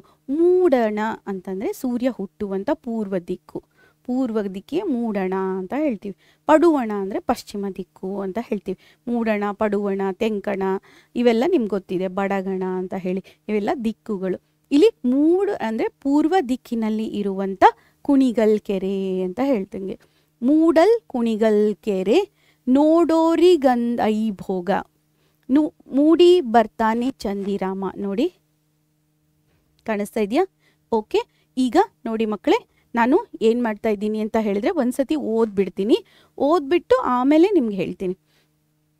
ಮೂಡಲ್ ಕುಣಿಗಲ್ ಕೆರೆ ನೋಡೋರ್ ಗಂಧೈ ಭೋಗ, ಮೂಡಿ ಬರ್ತಾನೆ ಚಂದಿರಾಮ, ತಾನೋ ಮೂಡಿ ಬರ್ತಾನೆ ಚಂದಿರಾಮ. ಅಂದರೆ ಅಲ್ಲಿ ಮೂಡಲ ದಿಕ್ಕಲ್ಲಿ, ಪೂರ್ವ ದಿಕ್ಕಿನಲ್ಲಿ ಕುಣಿಗಲ್ ಅನ್ನೋಂಥ ಊರಿನಲ್ಲಿ ಒಂದು ಕೆರೆ ಇದೆ. ಆ ಕೆರೆ ಎಷ್ಟು ಚಂದ ಇದೆ, ಅದನ್ನು ನೋಡೋರಿಗೆ ಏನು ಐಭೋಗ ಅಂತ ಬಂದಿದೆ. ಐಭೋಗ ಅಂತ ಹೇಳಿ, ಐಭೋಗ ಅಂದರೆ ಸೌಂದರ್ಯದಿಂದ ತುಂಬಿದೆ. ಏನು ಮ್ಯಾಮ್, ಭೋಗ ಅಂತಂದರೆ ಅನುಭೋಗಿಸೋದು ಅಲ್ಲ, ಇಲ್ಲಿ ಸೌಂದರ್ಯವನ್ನು ಸವಿಯೋದು ಅಂತ ತಗೊಳ್ಳಿ. ಅದನ್ನು ನೋಡೋಕ್ಕೆ 2 ಕಣ್ಣು ಸಾಲದು, ಅಷ್ಟು ಚಂದ ಇದೆ ಅಂತ ಹೇಳ್ತಾರೆ. ಅಲ್ಲೇನಾಗ್ತಾನೆ, ಮೂಡಿ ಬರ್ತಾನೆ ಚಂದಿರಾಮ ಅಂದರೆ ಚಂದ್ರ ಮೂಡ್ ಬರ್ತಾನೆ. ಹೆಂಗೆ ಬರ್ತಾನೆ, ಆ ಚಂದ್ರನ ಪ್ರತಿಬಿಂಬ ಅವನ ಒಂದು ಕೆರೆಯಲ್ಲಿ ಬಿದ್ದಿರುತ್ತೆ. ಆ ಕೆರೆಯಲ್ಲಿ ಬಿದ್ದಾಗ ಆ ಕೆರೆಯಿಂದನೇ ಚಂದ್ರ ಎದ್ದು ಬಂದೇನು, ಅಂದರೆ ಆ ಕೆರೆಯಿಂದನೇ ಮೇಲೆ ಬಂದೇನು, ಆ ಥರ ಕಾಣಿಸ್ತಾನೆ. ತಂದಾನ ತಾನು ಅಂದರೆ ಹಾಡಿನ ಒಂದು ತಾಳಕ್ಕೆ ತಂದಾನ ತಾನು ಮೂಡಿ ಬರ್ತಾನೆ ಚಂದಿರಾಮ ಅಂತ ಹೇಳ್ತಾ ಇದ್ದಾರೆ. ಅಂದರೆ ಮೂಡಲ್ ಕುಣಿಗಲ್ ಕೆರೆ ಇದೆ. ಅಂದರೆ ಮೂಡಲ ದಿಕ್ಕಿನಲ್ಲಿ, ಕುಣಿಗಲ್ ಅಂದರೆ ತುಮಕೂರು ಜಿಲ್ಲೆಯ ಒಂದು ಭಾಗ, ಕುಣಿಗಲ್ ಅನ್ನೋ ತಾಲೂಕಿದೆ, ಅಲ್ಲಿ ಒಂದು ಕೆರೆ ಇದೆ. ಆ ಕೆರೆನ ನೋಡೋಕ್ಕೆ ಕಣ್ಣು ಸಾಲಲ್ದು. ಐಭೋಗ ಅಂದರೆ 2 ಕಣ್ಣು ಸಾಲದು, ಅಷ್ಟು ಚಂದ ಇದೆ, ಸೌಂದರ್ಯ ಇದೆ. ಅಲ್ಲಿ ಚಂದ್ರಾಮ ಮೂಡ್ ಬರ್ತಾನೆ. ಚಂದ್ರಾಮ ಅಂದರೆ ಚಂದಿರ ಅಂತ ಹೇಳ್ತೀವಿ, ಚಂದ್ರ ಅಂತ ಹೇಳ್ತೀವಲ್ಲ ಅವನು. ಶಶಿ, ಚಂದಿರ ಅಂತಂದರೆ ಇವನು. ಆಮೇಲೆ ಇಲ್ಲಿ ಏನಾಗುತ್ತೆ, ಮೂಡಿ ಬರ್ತಾನೆ ಚಂದಿರಾಮ ಅಂತ ಹೇಳ್ತಾ ಇದ್ದಾರೆ. ಬನ್ನಿ ಮಕ್ಕಳೇ, ಇದರ ಭಾವಾರ್ಥವನ್ನು ನೋಡೋಣ. ಇಲ್ಲಿ ಏನಾಗುತ್ತೆ ಅಂತ ಹೇಳಿದ್ರೆ, ನಿಮ್ಗೆ ಹೇಳಿದೆ ನಾನು ಈಗಾಗಲೇ. ಏನು ಅಂತ ಹೇಳಿದ್ರೆ, ಈ ಒಂದು ಮೂಡಲ್ ದಿಕ್ಕಿನಲ್ಲಿರುವಂಥ ಕುಣಿಗಲ್ ಕೆರೆಯ ಸವಿಯನ್ನು ನೋಡೋದಕ್ಕೆ 2 ಕಣ್ಣು ಸಾಲದು ಅಂತ ಹೇಳಿದೆ, ಹೌದಾ? ಅದನ್ನು ನೋಡೋದು ಏನು, ಚಂದ್ರಾಮ, ಅಲ್ಲಿಂದ ಚಂದ್ರ ಹುಟ್ಟಿ ಬರ್ತಾನೆ ಅಂತ ಹೇಳಿದೆ, ಹೌದಾ? ಹೆಂಗೆ ಹುಟ್ಟಿ ಬರ್ತಾನೆ ಅಂತ ಹೇಳಿದ್ರೆ, ಆ ಒಂದು ಕೆರೆಯಿಂದನೇ ಹುಟ್ಟಿ ಬರ್ತಾನೆ ಅನ್ನೋ ಹಂಗೆ ಕಾಣಿಸ್ತಾನೆ. ಕೆರೆಯಿಂದ ಹುಟ್ಟಿ ಬರ್ತಾನ ಚಂದ್ರಾಮ? ಇಲ್ಲ, ಚಂದಿರನಾಗ ಅವತನ ಪ್ರತಿಬಿಂಬ ಅಲ್ಲಿ ಬೀಳುತ್ತಲ್ವ, ಅವಾಗ ಚಂದಿರನೇ ಅಲ್ಲಿಂದ ಹುಟ್ಟಿ ಬಂದಿದ್ದಾನೆ ಅಂತ ಅನ್ನುತ್ತೆ ಅಂತ ಹೇಳ್ತಾ ಇದ್ದಾರೆ. ಇಲ್ಲಿ ಇನ್ನೊಂದು ಸ್ವಲ್ಪ ಭಾಗ ಇದೆ ನೋಡಿ, ಅದನ್ನು ಚೂರು ಹೇಳ್ಬಿಡ್ತೀನಿ. ಇಲ್ಲಿ ನೋಡಿ, ಅತಂತ್ರಿಸಿ ನೋಡೋರ್ಗೆ ಎಂಥ ಕುಣಿಗಲ್ ಕೆರೆ, ಸಂತೆ ಹಾದಿಲಿ ಕಲ್ಲು ಕಟ್ಟೆ, ತಂದಾನು ತಾನು ಸಂತೆ ಹಾದಿಲಿ ಕಲ್ಲು ಕಟ್ಟೆ. ಅಂದರೆ ಆ ಒಂದು ಕೆರೆಯನ್ನು ಹೆಂಗೆ ಕಟ್ಟಿದ್ದಾರೆ ಅಂತ ಹೇಳಿದರೆ, ಒಂದು ಕಲ್ಲು ಕಟ್ಟೆಯಿಂದ, ಕಲ್ಲಿನಿಂದ ಎಷ್ಟು ಚಂದ ಕಟ್ಟಿದ್ದಾರೆ ಅಂದರೆ, ಆ ಕೆರೆಯ ನೀರು ಆಚೆ ಈಚೆ, ಅಂದರೆ ಅದು ಕೆರೆ ತುಂಬಿದಾಗ ಕೂಡ ಅದು ಹೀಗೆ ಬರಬಾರ್ದು, ಅಷ್ಟು ಚಂದ ಮಾಡಿ ಕಟ್ಟಿದ್ದಾರೆ. ಅದರ ಸುತ್ತಲೂ ಒಂದು ಕಟ್ಟೆಯನ್ನು ಕಟ್ಟಿದ್ದಾರೆ. ಎದ್ರಿಂದ ಕಟ್ಟಿದ್ದಾರೆ? ಕಲ್ಲು ಕಟ್ಟೆ ಅಂತ ಹೇಳ್ತಾ ಇದ್ದಾರೆ. ಕಲ್ಲು ಅಂದರೆ ಕಲ್ಲು, ಸ್ಟೋನ್ ಅಂತ ಹೇಳ್ತೀವಲ್ಲ, ಕಲ್ಲಿನಿಂದ ಕಟ್ಟಿದ್ದಾರೆ. ಅವಾಗ ಏನಾಗುತ್ತೆ, ಆ ಕಲ್ಲು ಕಟ್ಟಿದರೆ ಅದ್ರ ಮೇಲೆ ಕೂತ್ಕೊಳ್ಬೋದಲ್ವಾ, ಕಲ್ಲು ಕಟ್ಟೆ ಮೇಲೆ ಕೂತ್ಕೊಂಡ್ರೆ ಅಂತ ಇದು ಹೇಗಿದೆ, ಅಷ್ಟು ಚಂದ ಕಟ್ಟಿದ್ದಾರೆ ಅಂತ ಹೇಳ್ತಾ ಇದ್ದಾರೆ. ಇಲ್ಲಿ ನೋಡಿ, ಮತ್ತೊಂದು ಸತಿ ಹೇಳ್ತಾ ಇದ್ದೀನಿ, ಇದನ್ನು ಎಲ್ಲಿ ಕಟ್ಟಿದ್ದಾರೆ ಅಂದರೆ ಸಂತೆ ಹಾದಿಲಿ ಅಂದರೆ ಮಾರ್ಕೆಟ್ ಪ್ಲೇಸ್ ಇರುತ್ತಲ್ಲ, ಆ ಮಾರ್ಕೆಟಿಗೆ ಹೋಗ್ಬೇಕಾದ್ರೆ ದಾರಿಲಿ ಇದು ಕೆರೆ ಬರುತ್ತೆ. ದಾರಿ ಒಳಗಡೆ ಕೆರೆ ಬರುತ್ತಾ? ಇಲ್ಲ, ಈ ಕೆರೆ ಇರುತ್ತೆ, ಕೆರೆ ಪಕ್ಕದಲ್ಲಿ ದಾರಿ ಇರುತ್ತೆ. ಆ ದಾರಿಯಲ್ಲಿ ಹೋದರೆ ಸಂತೆಗೆ ಹೋಗೋಕ್ಕೆ ಅದೇ ದಾರಿ ಇರುತ್ತೆ. ಆ ಒಂದು ಕೆರೆಯ ಕಟ್ಟೆಯನ್ನು ಕಲ್ಲಿನಿಂದ ಕಟ್ಟಿದ್ದಾರೆ. ಎಂಥ ಚಂದವಾದ ಕಲ್ಲಿನಿಂದ ಕಟ್ಟಿದ್ದಾರೆ ಅಂದರೆ ಅದು ಆ ಕಡೆ ಈ ಕಡೆ ನೀರು ಬರದೇ ಇರೋ ಥರ ಕಟ್ಟಿದ್ದಾರೆ. ಅದ್ರ ಮೇಲೆ ಕೂತ್ಕೊಂಡು ನಾವು ವಿಶ್ರಾಂತಿಯನ್ನು ಪಡಿಬೋದು, ಆ ಥರ ಇದೆ ಅಂತ ಹೇಳಿ ವರ್ಣಿಸ್ತಾ ಇದ್ದಾರೆ. ಬನ್ನಿ ಮಕ್ಕಳೇ, ಮುಂದಿನ ಭಾಗವನ್ನು ನೋಡೋಣ. ಇಲ್ಲಿ ಸಂತೆಯ ನಡೆಯುವ ದಾರಿಯಲ್ಲಿ ಆ ಕಲ್ಲು ಕಟ್ಟೆ ಇದೆ. ಆ ಕಲ್ಲು ಕಟ್ಟೆನ ಎಷ್ಟು ಚಂದವಾಗಿ ಕಟ್ಟಿದ್ದಾರೆ. ಭವ್ಯವಾದ ಕೆರೆ ಇದೆ, ದೊಡ್ಡದಾದ ಕೆರೆ ಇದೆ ಅಂತ ಹೇಳಿ ಇಲ್ಲಿ ಹೇಳ್ತಾ ಇದ್ದಾರೆ. ಜಾನಪದ ಸಾಹಿತ್ಯವನ್ನು ತುಂಬ ವರ್ಣಿಸೋದೇನು ಬೇಕಾಗಿಲ್ಲ ಮಕ್ಕಳೇ, ತುಂಬ ಸರಳವಾಗಿ ನಾವು ನೀವು ಮಾತಾಡೋ ಥರನೇ ಇರುತ್ತೆ ಪದಗಳು. ಅಂದರೆ ಈ ಒಂದು ಹಾಡುಗಳೇನಿರುತ್ತೆ ಜಾನಪದ ಸಾಹಿತ್ಯ ತುಂಬ ಆರಾಮಾಗಿ ಈಸಿಯಾಗಿ ಅರ್ಥ ಆಗುತ್ತೆ, ತುಂಬ ಕಷ್ಟದಾಯಕವಾಗಿರಲ್ಲ. ಯಾಕಂದರೆ ಅದು ಜನರ ಬಾಯಿಗೆ ಬಂದಿರುತ್ತಲ್ವ, ಅದಕ್ಕೋಸ್ಕರ. ಬನ್ನಿ ಮಕ್ಕಳೇ, ಮುಂದಿನ ಭಾಗವನ್ನು ನೋಡೋಣ. ಇಲ್ಲೇನಾಗಿದೆ ಅಂದರೆ, ಬಾಳೆಯ ಹಣ್ಣಿನಂತೆ ಬಾಗಿದ ಕುಣಿಗಲ್ ಕೆರೆ. ನೋಡಿ, ಬಾಳೆಹಣ್ಣು ಹೆಂಗೆ ಕರ್ವಾಗಿ ಇರುತ್ತಲ್ವ, ಹಾಗೆ ಈ ಕೆರೆ ಕೂಡ ಕರ್ವ್ ಆಗಿದೆ ಅಂತ ಹೇಳ್ತಾ ಇದ್ದಾರೆ. ಬಾಳೆಹಣ್ಣಿನಂತೆ ಬಾಗಿದೆ ಅಂದರೆ ಕರ್ವ್ ಆಗಿದೆ, ರೌಂಡ್ ಆಗಿದೆ ಅಂತ ಹೇಳಬೇಕಲ್ವಾ, ಆ ಒಂದು ವಿಷಯವನ್ನು ಹೇಳ್ತಾ ಇದ್ದಾರೆ. ಕರ್ವ್ ಆಗಿದೆ ಅಂತ ಹೇಳೋಕೆ, ಬಾಳೆಯ ಹಣ್ಣಿನಂತೆ ಬಾಗಿದೆ ಕುಣಿಗಲ್ ಕೆರೆ. ಇಲ್ಲಿ ಭಾವ ತಂದಾನೆ ಬಣ್ಣದ ಸೀರೆ. ನೋಡಿ ಮಕ್ಕಳೇ, ಯಾವಾಗಲೂ ನಮ್ಗೆ ಗೊತ್ತಿದೆ, ನಾವು ಗಂಗೆ ಮಾತೆಗೆ ಅಂದರೆ ನೀರಿಗೆ ಏನು ಮಾಡ್ತೀವಿ ಅಂತ ಹೇಳಿದ್ರೆ, ನೀರು ಫುಲ್ ತುಂಬಿದ ತಕ್ಷಣ ನಾವು ಬಾಗಿಣವನ್ನು ಕೊಡ್ತೀವಿ ಅಲ್ವಾ. ಬಾಗಿಣ ಕೊಡೋದಕ್ಕೆ ನಾವು ಮರದಲ್ಲಿ ಎಲ್ಲ ಅಂಶಗಳನ್ನು ಹಾಕಿ ಮರದ ಬಾಗಿಣ ಡಿಫ್ರೆಂಟಾಗಿ ಕೆಲವೊಬ್ರು ಹೂವು ಹಣ್ಣು ಅದೆಲ್ಲ ಹಾಕ್ತಾರೆ. ಕೆಲವೊಬ್ರು ಏನು ಮಾಡ್ತಾರೆ ಅಂದರೆ ಎಲ್ಲ ಥರದ ದವಸ ಧಾನ್ಯಗಳೆಲ್ಲ ಹಾಕಿ ಅದನ್ನೆಲ್ಲ ಏನು ಮಾಡ್ತಾರೆ, ನದಿಗೆ ಅರ್ಪಿಸ್ತಾರೆ. ಅದರಲ್ಲಿ ಬ್ಲೌಸ್ ಪೀಸು, ಸೀರೆ ಎಲ್ಲ ಇರುತ್ತೆ. ಆಮೇಲೆ ಒಂದು ನಾಣ್ಯ, ಒಂದು ಕಾಯಿನನ್ನು ಕೂಡ ಹಾಕ್ತಾರೆ. ಅದರಲ್ಲಿ ಹಿಂದೆ ಒಂದು ಏನಿದೆ ಗೊತ್ತಾ, ಸೈನ್ಸ್ ಇದೆ ಮಕ್ಕಳೇ, ನಾವು ಅದನ್ನು ಅರ್ಥ ಮಾಡ್ಕೋಬೇಕು. ನಿಮಗೆ ಗೊತ್ತಿರಬೇಕು, ಹಳೆ ಕಾಲದಲ್ಲಿ ಏನಾಗ್ತಿತ್ತು ಅಂತ ಹೇಳಿದರೆ, ಯಾವಾಗಲೂ ನೀರಿನ ಶುದ್ಧೀಕರಣ ಮಾಡೋದಕ್ಕೆ ತುಂಬ ಕಷ್ಟ ಆಗ್ತಿತ್ತು. ಅದಕ್ಕೋಸ್ಕರ ಏನು ಮಾಡ್ತಿದ್ರು ಅಂದರೆ, ತಾಮ್ರದ ನಾಣ್ಯಗಳಿರ್ತಿತ್ತು. ಅವಾಗೆಲ್ಲ ಸ್ಟೀಲು ಆ ಥರ ನಾಣ್ಯಗಳಿರ್ತಿರ್ಲಿಲ್ಲ, ತಾಮ್ರದ ನಾಣ್ಯಗಳಿರ್ತಿತ್ತು. ತಾಮ್ರವನ್ನು ನೀರಿಗೆ ಹಾಕಿದಾಗ ಅದು ತಾಮ್ರ ಏನು ಮಾಡುತ್ತೆ ಅಂದರೆ ನೀರನ್ನು ಶುದ್ಧೀಕರಿಸುತ್ತೆ. ಕಾಪರ್ ಅಂತ ಹೇಳ್ತೀವಲ್ಲ, ಕಾಪರ್ ಬಾಟಮ್, ಕಾಪರ್ ಇರೋದು, ಕಾಪರ್ ವೈರಿಂಗ್ ಅಂತ ಎಲ್ಲ ಕೇಳಿರ್ತಿರಲ್ವ. ಯಾಕೆ ಕಾಪರನ್ನು ಬಳಸ್ತಾರೆ, ತಾಮ್ರವನ್ನು ಬಳಸ್ತಾರೆ ಅಂದರೆ ನೀರನ್ನು ಶುದ್ಧಿ ಮಾಡುತ್ತೆ. ಆ ಶುದ್ಧಿ ಮಾಡೋದಕ್ಕೆ ಏನು ಮಾಡಬೇಕು, ಅದಕ್ಕೆ ಏನು ಮಾಡ್ತಿದ್ರು ಅಂದರೆ ಬಾಗಿಣದ ರೂಪದಲ್ಲಿ ಏನು ಮಾಡ್ತಿದ್ರು ಅಂತ ಹೇಳಿದರೆ, ಆ ಒಂದು ನಾಣ್ಯವನ್ನು ಅಲ್ಲಿ ನೀರಿಗೆ ಹಾಕ್ತಿದ್ರು. ಅಂದರೆ ನೀರೇನಾದರೂ ಹೊಲ್ಸ್ ಬಂದರೆ, ಅಂದರೆ ನಿಮ್ಗೆ ಗೊತ್ತಿರಬೇಕು, ಯಾವಾಗಲೂ ನೀರು ಮಳೆಗಾಲದಲ್ಲಿ ಬಂದಾಗ ಏನಾಗಿರುತ್ತೆ, ರಾಡಿಯಾಗಿರುತ್ತಲ್ವ, ಮಣ್ಣಿನಿಂದ ಸೇರಿರುತ್ತಲ್ವ, ಆ ನೀರು ಏನಾಗಬೇಕು, ಶುದ್ಧವಾಗಬೇಕು ಅನ್ನೋವಂಥ ಒಂದು ಸೈಂಟಿಫಿಕ್ ರೀಸನ್ ಇತ್ತು. ಮತ್ತು ಇನ್ನೊಂದು ಏನು ಗೊತ್ತಾ, ಆ ಟೈಮಲ್ಲಿ ನಿಮ್ಗೆ ಗೊತ್ತಿರಬೇಕು, ಹೂವು ಹಣ್ಣು ಅದೆಲ್ಲ ಹಾಕ್ತಾರಲ್ವ, ಅದು ಯಾಕೆ ಹಾಕ್ತಾರೆ ಗೊತ್ತಾ, ಹೂವು ಮತ್ತು ಹಣ್ಣುಗಳನ್ನು ಏನು ಮಾಡ್ತಾರೆ, ಜಲಚರ ಪ್ರಾಣಿಗಳು ತಿನ್ನಲಿ ಅಂತ ಕೂಡ ಒಂದು ಸಂಪ್ರದಾಯ ಇದೆ. ಹೆಚ್ಚು ಅದೇ ಥರ ಮಾಡ್ತಿದ್ರು. ಹೂವು ಹಣ್ಣು ಮತ್ತು ಒಂದು ಸೀರೆ ಮತ್ತು ಬ್ಲೌಸ್ ಪೀಸ್ ಹಾಕಿಬಿಟ್ಟು ಮತ್ತೇನು ಮಾಡ್ತಾರೆ, ತಾಮ್ರದ ನಾಣ್ಯ ಹಾಕೋದು ಸೈಂಟಿಫಿಕ್ ರೀಸನ್ ಇದೆ, ಅದಕ್ಕೋಸ್ಕರ ಹಾಕ್ತಿದ್ರು. ಅಲ್ಲಿ ಏನಾಗುತ್ತೆ ಅಂತ ಹೇಳಿದ್ರೆ, ಇಲ್ಲಿ ಭಾವ ತಂದಾನೆ ಬಣ್ಣದ ಸೀರೆ ಅಂದರೆ ಬಣ್ಣದ ಸೀರೆಯನ್ನು ತಗೊಂಬಂದಿದ್ದಾರೆ. ಅದಕ್ಕೆ ಬಾಗಿಣವನ್ನು ಅರ್ಪಿಸೋದಕ್ಕೆ, ಯಾರಿಗೆ, ಕೆರೆಗೆ ಅಂತ ಹೇಳ್ತಾ ಇದ್ದಾರೆ. ಇಲ್ಲಿ ತಂದಾನೋ ಭಾವ ತಂದಾನೋ ಬಣ್ಣದ ಸೀರೆ, ಇದು ನೀವು ಪದವನ್ನು ಹೇಳುವ ರೀತಿ. ಇಲ್ಲೇನು ಗೊತ್ತಾ, ಇಲ್ಲವರು ಮತ್ತೆ ಸ್ವಲ್ಪ ತಂದಾನ ತಾನು ಅಂತಂದರೆ ಏನು ಮ್ಯಾಮ್ ಅಂತ ಕೇಳಿರ್ಬೋದು. ಯಾವುದೇ ಪದವನ್ನು ನೀವು ಗೀಯ ಗಾ ಅಂತ ಹೇಳೋದು ಅಥವಾ ಹೀಗೆಲ್ಲ ಹೇಳ್ತಿದ್ರು. ಅಂದರೆ ಅದು ಸುಮ್ಮನೆ ಅದು ಸ್ವರ ಕೊಡೋದಕ್ಕೋಸ್ಕರ ಒಂದು, ಈಗ ನಮ್ಮ ಸಂಗೀತದಲ್ಲಿ ಯಾವಾಗಲೂ ನಾವು ಅಂತ ಒಂದು ಸ್ವರ ತೊಗೊಂಡು ಆಮೇಲೆ ಹಾಡ್ತೀವಲ್ವ, ಅಥವಾ ಲಾಸ್ಟಲ್ಲಿ ಅಂತ ಹೇಳಿಬಿಟ್ಟು ಮುಗಿಸ್ತೀವಲ್ವ, ಹಾಗೆ ಇದು ಪದವನ್ನು ಹೇಳುವ ರೀತಿ.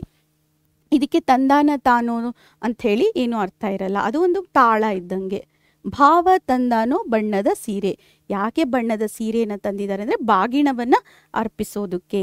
ಬಾಗಿಣವನ್ನು ನಾವು ಅರ್ಪಿಸ್ತೀವಲ್ವ, ಈಗ ನೀವು ನೋಡಿರಬೇಕು, ನಾವು ಯಾವಾಗಲೂ ಜೂನ್ ಮಂತಲ್ಲಿ ಹೆಚ್ಚು ನೋಡಿರ್ತೀರ, ಫುಲ್ ನದಿ ಎಲ್ಲ ತುಂಬಿ ಹರಿತಾ ಇರಬೇಕಾದ್ರೆ ಹೋಗ್ಬಿಟ್ಟು ಬಾಗಿಣವನ್ನು ಕೊಡ್ತೀವಿ ಅಲ್ವಾ.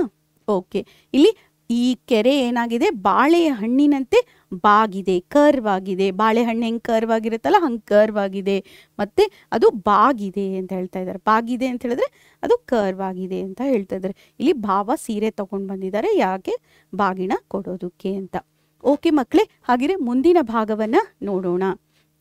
ಇಲ್ಲಿ ನಾನು ಅದನ್ನೇ ಹೇಳಿದೆ, ಅಂಕುಡೊಂಕಾಗಿದೆ ಮತ್ತು ಅದು ಹಿಂಗೆ ಕರ್ವ್ ಆಗಿದೆ, ಅದು ತುಂಬಿದೆ. ಅದು ತುಂಬಿದಾಗ ನಾವು ಅರ್ಪಿಸೋದಕ್ಕೆ ಏನು ಮಾಡ್ತೀವಿ ಅಂತ ಹೇಳಿದರೆ, ಬಾಗಿಣವನ್ನು ಅರ್ಪಿಸೋದಕ್ಕೆ ಸೀರೆ, ಕುಪ್ಪಸ ಅವೆಲ್ಲ ಹಾಕ್ತೀವಲ್ವ, ಅದ್ರ ಬಗ್ಗೆ ಇಲ್ಲಿ ಹೇಳಿದ್ದಾರೆ. ಬನ್ನಿ ಮಕ್ಕಳೇ, ಹಾಗಿದ್ರೆ ಮುಂದಿನ ಭಾಗವನ್ನು ನೋಡೋಣ. ಇಲ್ಲಿ ನಿಂಬೆಯ ಹಣ್ಣಿನಂತೆ ತುಂಬಿದೆ ಕುಣಿಗಲ್ ಕೆರೆ. ನಿಂಬೆ ಹಣ್ಣು ಹೆಂಗೆ ತುಂಬಿರುತ್ತೆ, ತುಂಬ ರಸಭೂರಿತವಾಗಿರುತ್ತಲ್ಲ, ಹಾಗೆ ತುಂಬಿದೆ. ಆಮೇಲೆ ಅಂದ ನೋಡಲು ಶಿವ ಬಂದ್ರು, ಅಂದ ನೋಡಲು ಶಿವ ಬಂದ್ರು. ಇದು ಏನಾಗಿದೆ, ನಿಂಬೆ ಹಣ್ಣು ಹೆಂಗೆ ತುಂಬಿರುತ್ತಲ್ಲ, ತುಂಬ ರಸಭೂರಿತವಾಗಿರುತ್ತಲ್ಲ, ಹಂಗೆ ಇಲ್ದು ತುಂಬಿದೆ ಈ ಒಂದು ಕುಣಿಗಲ್ ಕೆರೆ.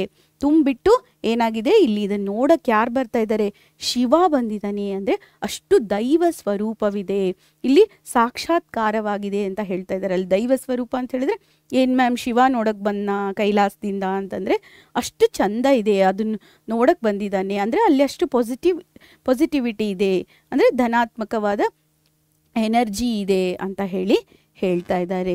ಬನ್ನಿ ಮಕ್ಕಳೇ, ಇದರ ಭಾವಾರ್ಥವನ್ನು ನೋಡೋಣ.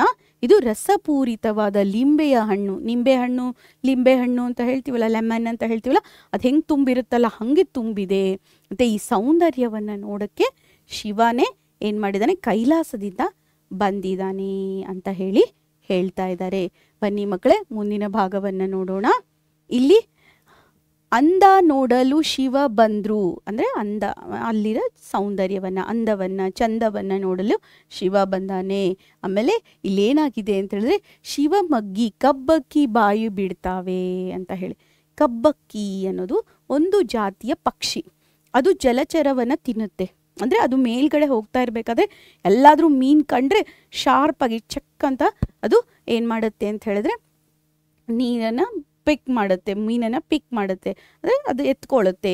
ಆ ಜಲಚರ ಪಕ್ಷಿ ಏನಾಗಿದೆ, ಬಾಯಿ ಬಿಟ್ಟಿದೆ. ಬಾಯಿ ಬಿಡೋದು ಅಂದರೆ ತುಂಬ ಮೀನುಗಳಿದೆ, ನೀರು ತುಂಬಿದಾಗ ಮೀನುಗಳು ಜಾಸ್ತಿ ಇದೆ ಅಂತ ಹೇಳೋದಕ್ಕೆ ಹೇಳ್ತಾ ಇದ್ದಾರೆ. ಇಲ್ಲಿ ನೋಡಿ, ತಾನಂದನೋ ಕಬ್ಬಕ್ಕಿ ಬಾಯಿ ಬಿಡ್ತಾವೆ.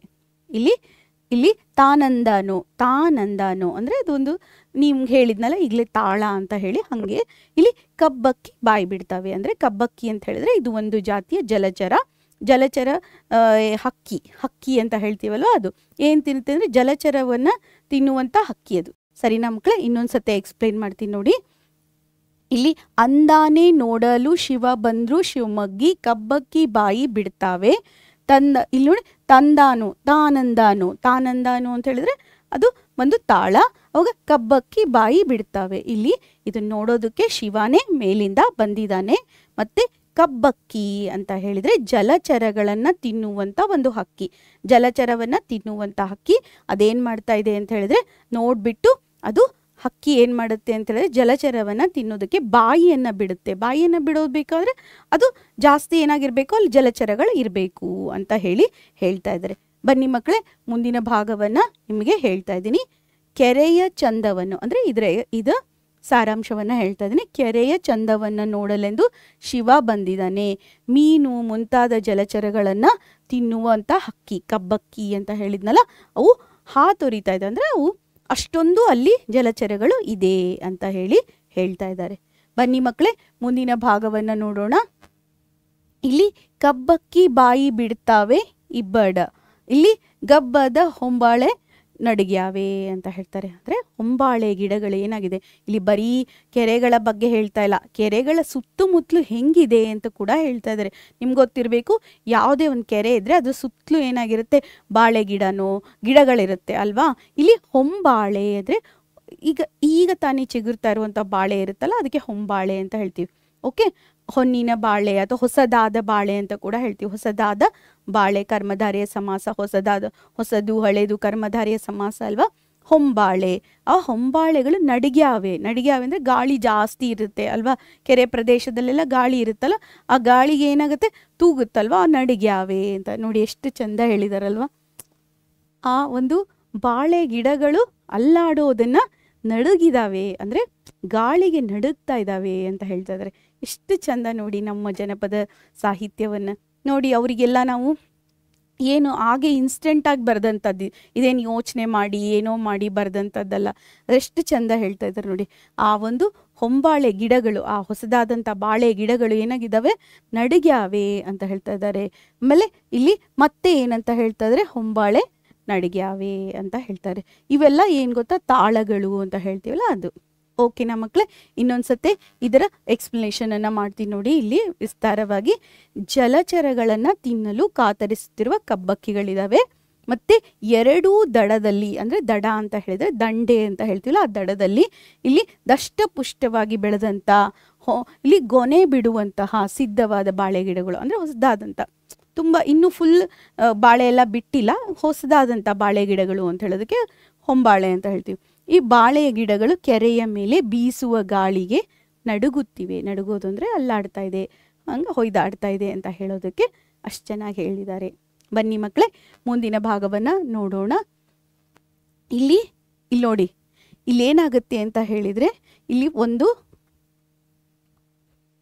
ಹಾಕೊಂದಾದರೂ ಗೋಲು ನೂಕೊಂದಾದರೂ ಗೋಲು ಅಂತ ಹೇಳಿದೆ.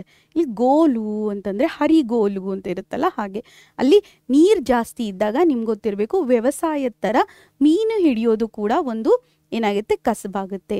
ಅವಾಗ ಏನು ಮಾಡಬೇಕು, ಗೋಲು ಹುಟ್ಟು ಹಾಕೋದು ಅಂತ ಹೇಳ್ತೀವಿ, ಗೋಲ್ ಹಾಕೋದು ಅಂತ ಹೇಳಿದರೆ, ನೀವು ಏನಂತ ಹೇಳಿದ್ರೆ ಹುಟ್ಟು ಹಾಕ್ಕೊಂಡು ಅಲ್ಲಿ ಮಧ್ಯದಲ್ಲಿ ಹೋಗಿ ಮೀನನ್ನು ಹಿಡಿತಾರಲ್ಲ, ಅದು ನೂಕೊಂದು ಗೋಲು ಅಂದರೆ ಜೀವನ ಸಾಗಿಸೋದಕ್ಕೆ ಒಂದು ಕೋಲು, ಅಂದರೆ ಜೀವನ ಸಾಗಿಸೋದಕ್ಕೆ ಅದು ಒಂದು ಮಾರ್ಗ ಅಂತ ಹೇಳ್ತಾ ಇದ್ದಾರೆ. ಇಲ್ಲಿ ಬೊಬ್ಬೆ ಹೊಡೆದಾವೆ ಬಾಳೆ ಮೀನು, ಅಂದರೆ ಮೀನನ್ನು ಹಿಡಿದಾಗ ಏನಾಗುತ್ತೆ, ಮೀನುಗಳು ಒದ್ದಾಡ್ತಾವಲ್ಲ ನೀರಿನಿಂದ ಹೊರಗೆ ಬಂದಾಗ, ಅವು ಬೊಬ್ಬೆ ಹೊಡೆದಾವೆ ಅಂದರೆ ಅವು ಮೇಲ್ ಬರ್ತಾ ಇದ್ದಾವೆ ಅಂತ ಹೇಳ್ತಾಳೆ. ಬೊಬ್ಬೆ ಹೊಡೆದಾವೆ ಬಾಳೆ ಮೀನು. ಬಾಳೆ ಮೀನು ಅನ್ನೋದು ಒಂದು ಜಾತಿಯ ಮೀನು. ಇದು ಬಾಳೆ ಮೀನು ಅಂತ ಹೇಳಿದ್ರೆ ಒಂದು ಜಾತಿಯ ಮೀನು ಅಂತ ಹೇಳ್ತೀವಿ. ಈ ಮೀನುಗಳಲ್ಲಿ ಎಷ್ಟೊಂದು ಪ್ರಕಾರಗಳಿದೆ ಅಲ್ವಾ, ಅದರಲ್ಲಿ ಒಂದು ಮೀನು ಬಾಳೆ ಮೀನು ಅಂತ. ಏನಾಗಿದೆ, ಇಲ್ಲಿ ಅವರು ಹುಟ್ಟಾಕಿ ಗೋಲ್ ಹಾಕ್ಕೊಂಡು ಅಲ್ಲಿ ಹೋಗಿ ಮಧ್ಯದಲ್ಲಿ ಹೋಗಿ ಮೀನನ್ನು ಹಿಡಿದಿದ್ದಾರೆ. ಆ ಮೀನನ್ನು ಹಿಡಿದಾಗ ಆ ಮೀನು ಏನಾಗಿದೆ, ಹೊರಗೆ ಬಂದಾಗ ಬೊಬ್ಬೆ ಹೊಡೆದಾವೆ. ಬೊಬ್ಬೆ ಹೊಡೆದಾವೆ ಅಂದರೆ ವಿಲವಿಲ ಅಂತ ಒದ್ದಾಡ್ತಾ ಇದ್ದಾವೆ ಅಂತ ಹೇಳ್ತಾ ಇದ್ದಾರೆ. ಎಂಥ ಮೀನು, ಬಾಳೆ ಮೀನುಗಳು ವಿಲವಿಲ ಅಂತ ಒದ್ದಾಡ್ತಾ ಇದ್ದಾವೆ ಅಂತ ಹೇಳ್ತಾ ಇದ್ದಾರೆ. ಬನ್ನಿ ಮಕ್ಕಳೇ, ಇದರ ಸಾರಾಂಶವನ್ನು ನೋಡೋಣ. ಇಲ್ಲಿ ನೋಡಿ, ಜಲಚರಗಳನ್ನು ತಿನ್ನಲು ಕಾತರಿಸುತ್ತಿರುವ ಕಬ್ಬಕ್ಕಿಗಳು ಮತ್ತು ಎರಡೂ ದಡದಲ್ಲಿರುವಂಥ ದಷ್ಟಪುಷ್ಟವಾದ ಬೆಳೆದಂಥ ಏನಾಗಿದೆ, ಇಲ್ಲಿ ಬಾಳೆ ಗಿಡಗಳಿದೆ. ಅದ್ರ ಜೊತೆಗೆ ಏನಾಗಿದೆ ಅಂತ ಹೇಳಿದ್ರೆ, ಇಲ್ಲಿ ಮುಂದಿನ ಭಾಗದಲ್ಲಿ ಏನಾಗಿದೆ ಅಂತ ಹೇಳಿದ್ರೆ, ಅವರು ನೂಕೊಂದು ಗೋಲು ಅಂದರೆ ಅವ್ರೇನು ಮಾಡಿದರೆ, ಗೋಲ್ ಹಾಕೋದು ಹುಟ್ಟಾಕೋದು, ಅಲ್ಲಿ ಹೋಗಿ ಮುಂದೆ ಹೋಗ್ತಾ ಇದ್ದಾರೆ. ಮುಂದೆ ಹೋಗ್ಬಿಟ್ಟು ಅಲ್ಲೇನು ಮಾಡಿದ್ದಾರೆ ಅಂತ ಹೇಳಿದರೆ ಮಕ್ಕಳೇ, ಇಲ್ಲಿ ನಾವು ನೋಡ್ತಾ ಇದ್ದೀವಿ, ಏನು ಮಾಡಿದ್ದಾರೆ, ಮೀನು ಹಿಡಿಯಲು ತೆಪ್ಪದಲ್ಲಿ, ಅಲ್ಲಿ ತೆಪ್ಪ ಅಂತ ಹೇಳಿದ್ರೆ ನಿಮ್ಗೆ ಗೊತ್ತಲ್ಲ, ಗೋಲು ಹರಿಗೋಲು ಅಂತ ಹೇಳ್ತೀವಲ್ಲ, ಅದರಲ್ಲಿ ಹೋಗ್ತಾ ಇದ್ದಾರೆ. ಹೋಗ್ಬಿಟ್ಟು ಅಲ್ಲಿ ಮೀನನ್ನು ಹಿಡಿದ್ಬಿಟ್ಟು ಅವ್ನು ತೆಗೆದಾಗ ಅಲ್ಲಿರೋ ಮೀನುಗಳು ವಿಲವಿಲ ಅಂತ ಒದ್ದಾಡ್ತಾ ಇದೆ ಅಂತ ಹೇಳ್ತಾ ಇದ್ದಾರೆ. ಈಗ ಅರ್ಥ ಆಯ್ತಾ ಮಕ್ಕಳೇ? ನಾನು ಮತ್ತೊಂದು ಸತಿ ರಿಪೀಟ್ ಮಾಡ್ತೀನಿ ನೋಡಿ. ಅಲ್ಲಿ ಬಾಳೆ ಗಿಡದ ಬಗ್ಗೆ ಹೇಳಿದರು. ಬಾಳೆ ಗಿಡಗಳು ಏನಾಗ್ತಾ ಇದೆ, ನಡುಗ್ತಾ ಇದ್ದಾವೆ. ಯಾಕೆ? ಗಾಳಿಗೆ ಅಲ್ವಾ. ಆಮೇಲೆ ನೆಕ್ಸ್ಟ್ ಏನಾಗುತ್ತೆ, ಅವರು ಗೋಲನ್ನು ಹುಟ್ಟನ್ನು ಹಾಕ್ಕೊಂಡು ಮಧ್ಯದಲ್ಲಿ ಹೋಗಿ ಅದನ್ನು ಹಿಡಿದ್ರು, ಮೀನನ್ನು ಹಿಡಿದ್ರು. ಮೀನು ಹಿಡಿದ ತಕ್ಷಣ ಮೀನು ಹೊರಗೆ ಬಂದು ಬೊಬ್ಬೆ ಹೊಡೆದ್ವು ಅಂದರೆ ವಿಲವಿಲ ಅಂತ ಒದ್ದಾಡಿದ್ವು ಅಂತ ಹೇಳೋದನ್ನು ಇಲ್ಲಿ ಎಕ್ಸ್ಪ್ಲೈನ್ ಮಾಡ್ತಾ ಇದ್ದಾರೆ. ಸರಿನಾ ಮಕ್ಕಳೇ? ಇದಿಷ್ಟು ಅರ್ಥ ಆಯಿತು ಅಂತ ಅಂದ್ಕೊಳ್ಳ. ಹಾಗಿದ್ರೆ ಬನ್ನಿ ಮುಂದಿನ ಭಾಗವನ್ನು ನೋಡೋಣ. ಇಲ್ಲಿ ಬೊಬ್ಬೆ ಹೊಡೆದಾವೆ ಬಾಳೆ ಮೀನು ಕೆರೆಯಾಗೆ, ಗುಬ್ಬಿ ಸಾರಂಗ ನಗ್ತಾವೆ ಅಂತ ಹೇಳ್ತಾ ಇದ್ದಾರೆ. ಗುಬ್ಬಿ ಅಂದರೆ ನಿಮ್ಗೆ ಗೊತ್ತು, ಸ್ಪ್ಯಾರೋ ಅಂತ ಹೇಳ್ತೀವಿ. ಅಂದರೆ ಇಲ್ಲಿ ಪಕ್ಷಿಗಳೆಲ್ಲ ನಿಮ್ಗೆ ಗೊತ್ತು, ಕೆರೆ ತುಂಬಿದಾಗ, ಜಲ ತುಂಬಿದಾಗ ಅಲ್ಲಿ ಸುತ್ತಮುತ್ತಲಿತ್ತಂದ್ರೆ ಗಿಡಗಳಿರ್ತವೆ, ಗಿಡಗಳಲ್ಲಿ ಪಕ್ಷಿಗಳಿರ್ತವೆ. ನಿಮ್ಗೆ ಗೊತ್ತು, ಪಕ್ಷಿಗಳೆಲ್ಲ ಏನು ಮಾಡ್ತಾ ಇದ್ದಾವೆ, ನಗ್ತಾ ಇದ್ದಾವೆ ಅಂದರೆ ಕೂಗ್ತಾ ಇದ್ದಾವೆ, ಸಂತೋಷವಾಗಿದೆ ಅವಕ್ಕೆ ಅಂತ ಹೇಳ್ತಾ ಇದ್ದಾರೆ. ಮತ್ತು ಸಾರಂಗ ಅಂತ ಹೇಳಿದರೆ ಈ ಜಿಂಕೆ ಇರುತ್ತಲ್ಲ, ಆದರೆ ಕೋಡಿರೋ ಜಿಂಕೆಗಳಿರುತ್ತೆ, ನೋಡಿದ್ದೀರಾ ಹೆಂಗೆ ಕೋಡಿರೋ ಜಿಂಕೆಗಳಿರುತ್ತಲ್ಲ, ಆ ಜಿಂಕೆಗಳಿಗೆ ಸಾರಂಗ ಅಂತ ಹೇಳ್ತೀವಿ.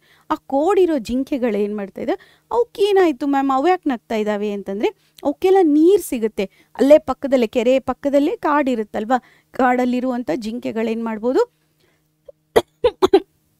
ಅಲ್ಲಿ ಬಂದ್ಬಿಟ್ಟು ರಾತ್ರಿ ಹೊತ್ತಲ್ಲಿ ನೀರೆಲ್ಲ ಕುಡ್ಕೊಂಡು ಹೋಗೋಕ್ಕೆ ಅವಕ್ಕೆ ಈಸಿ ಆಗುತ್ತಲ್ವ, ಅದಕ್ಕೆ ನೀರನ್ನು ಕುಡಿಯೋದಕ್ಕೆ ಬರ್ತವೆ. ಆ ನೀರನ್ನು ನಗ್ತಾವೆ ಅಂತ ಹೇಳ್ತಾರೆ. ನಗ್ತಾವೆ ಅಂದರೆ ಸಂತೋಷವಾಗಿದ್ದಾವೆ, ತುಂಬ ಸಂತೋಷವಾಗಿದ್ದಾವೆ ಅಂತ ಹೇಳೋದಕ್ಕೆ ನಗ್ತಾವೆ ಅಂತ ಹೇಳಿದ್ದಾರೆ.